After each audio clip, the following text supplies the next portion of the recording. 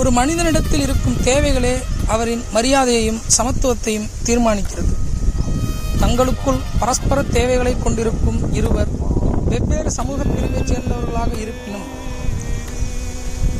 தங்களை மரியாதையுடனும் சமத்துவத்துடனும் நடத்தி கொள்வார்கள்.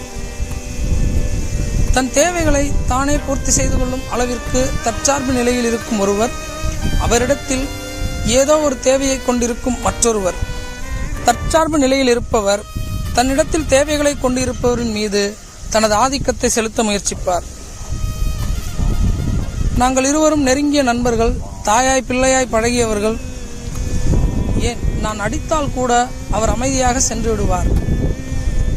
ஏனென்றால் அவருக்கு நான் என்ன செய்திருக்கிறேன் என்று எனக்கு தெரியும், அவருக்கும் தெரியும்.